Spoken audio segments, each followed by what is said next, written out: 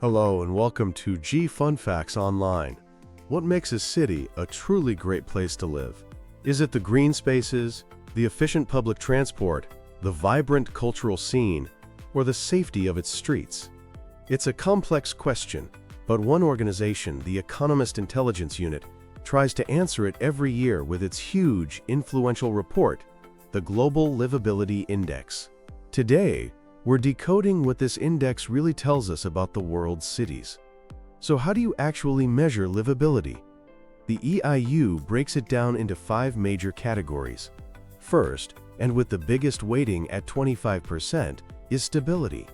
This is all about safety and security, looking at crime rates and the threat of terrorism, military conflict, or civil unrest.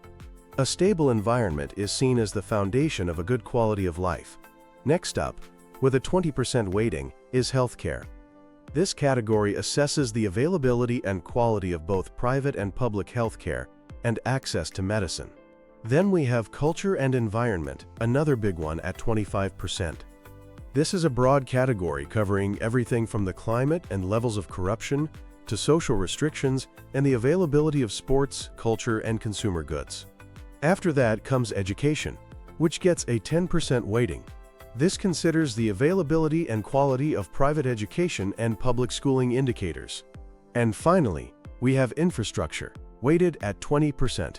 This focuses on the essential services that make a city run, like the quality of roads, public transport, international travel links, housing, and even the quality of your energy, water, and internet services.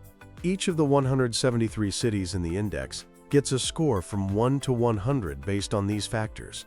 Now, for the juicy part, the 2025 rankings, which saw a major shakeup at the top. After holding the #1 spot for 3 consecutive years, Vienna, Austria, was unseated. The new world's most livable city is Copenhagen, Denmark.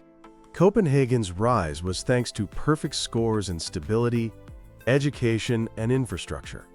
So why did Vienna slip to 2nd place, tied with Zurich, Switzerland?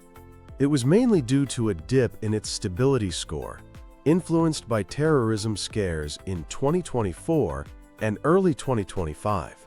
The 2025 report also highlighted a broader global trend, a noticeable decline in the average stability score across all cities. This was linked to rising geopolitical tensions and civil unrest in many parts of the world. This had a real impact on some cities. For example, Calgary, Canada, experienced a significant drop, falling from 5th place in 2024 all the way to 18th in 2025, largely due to strains on its healthcare system and a lower stability score. At the other end of the spectrum, the most improved city was Al-Khobar in Saudi Arabia, which climbed 13 places.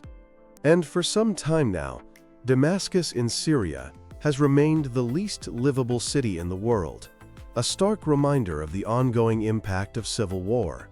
But is this index the final word on what makes a city great? Not everyone thinks so, and it faces some important criticisms. A primary point of contention is a potential Western-centric bias. The factors it measures, like a wide range of consumer goods, may not be prioritized in the same way by every culture. Another key critique is that the index was originally designed to help companies calculate hardship allowances for employees moving abroad. This means it can focus more on the experience of an expatriate professional rather than the perspective of long-term residents. And here's a big one.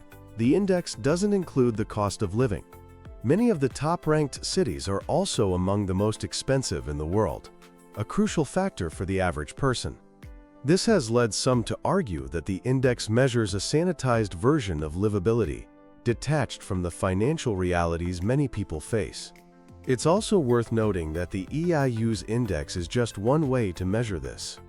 Other rankings, like Mercer's Quality of Living ranking or Monocle's Quality of Life survey, use different methods and often produce different results, which highlights that there's no single, universally agreed-upon definition of a livable city. So, what's the conclusion? The Global Liveability Index, despite its flaws, is a valuable tool. It gives us a consistent framework to compare cities and track their progress. For city planners and governments, it can shine a light on areas that need improvement, from infrastructure to public safety. However, it's essential to view the index not as a definitive declaration of the best and worst places to live, but as one important lens. The concept of livability is deeply personal. What one person values in a city, another may not. The index serves as a crucial starting point for a much broader conversation about the future of our cities. Thanks for tuning in to G Fun Facts Online.